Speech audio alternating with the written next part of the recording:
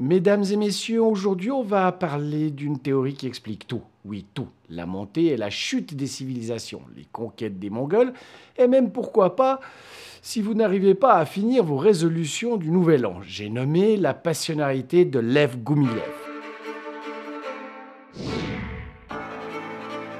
Alors, selon Lev Goumilev, l'histoire n'est pas seulement une suite de batailles de famine, de coups d'État ratés et de politiciens incompétents. Non, non, non, non. Derrière tout ça, il y aurait une mystérieuse énergie interne, la passionnarité. C'est une sorte de carburant invisible qui pousse certains individus à accomplir des actes hors du commun. En gros, ce n'est pas l'économie, ce n'est pas la politique, ce n'est pas le climat. Non, c'est l'énergie cosmique qui déciderait si un peuple va conquérir le monde ou s'effondrer lamentablement. Concrètement, ça veut dire quoi? Vous voyez le gars qui traverse la steppe glaciale en plein hiver, sans provision, juste pour découvrir ce qu'il y a derrière l'horizon? Lui, il est passionné. Et celui qui préfère rester au chaud avec un chocolat chaud et un plaid, lui, clairement, pas passionné. Facile à comprendre, non? Mais attention, cette passionnarité, selon Goumilev, n'est pas donnée à tout le monde. Seuls certains individus électrisés la possèdent et ce sont eux qui entraînent leur peuple vers des grandes aventures historiques. Les conquêtes mongoles, les croisades, l'Empire arabe, la Russie ou l'Ukraine médiévale, selon son orientation politique, bref, tous les grands moments où un peuple explose sur la scène du monde. Le problème, c'est que ça ressemble un peu à une recette de grand-mère pour expliquer l'histoire. Prenez un peuple, ajoutez une pincée d'énergie mystérieuse, laissez reposer 300 ans et vous obtiendrez une civilisation florissante. Ça sonne bien, c'est poétique, mais niveau rigueur scientifique, on est plus près d'un horoscope que d'un traité d'histoire. Goumilev nous dit que grâce à cette mystérieuse passionnarité, les peuples suivent un cycle de vie comme des Pokémon, mais avec plus de guerre et moins de Pikachu.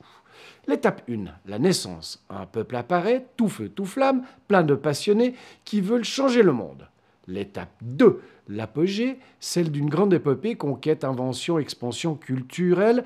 Bref, la batterie est à 100%. L'étape 3, le déclin. La passionnarité s'éteint, plus personne ne veut traverser la steppe glacée, tout le monde préfère le chocolat chaud, et là, fin de partie. Résultat, les uns passionnés, les Mongols, super passionnés, les Arabes au temps des conquêtes, passion à bloc. Et Rome au 5e siècle, batterie faible, écran noir. C'est simple, c'est clair, un peu trop clair, non? On dirait presque une version cosmique du dicton « les premiers construisent, les seconds profitent, les troisièmes détruisent ». Alors évidemment, il y a un petit problème. Personne n'a jamais vu cette fameuse passionnarité. Pas au microscope, pas dans les archives, pas même un test ADN, c'est une force invisible un peu comme la force de Star Wars. Sauf que Luke Skywalker avait un sabre laser. Goumilev avait des graphiques bizarres et des métaphores cosmiques. En plus, son idée de cycle des peuples qui fait un peu penser à l'astrologie. Ah, vous êtes un peuple jeune, ascendant Sith, vous êtes donc en phase de conquête. Et vous, désolé, mais votre ethnie est en fin de cycle, bientôt extinction, pas de chance. Bref, ça fait rêver, mais niveau preuve, on repassera. Et puis, il y a le gros éléphant dans la pièce, la récupération politique.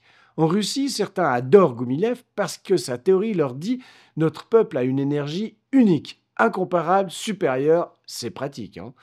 Une pseudo-science qui flatte l'ego national, ça marche toujours.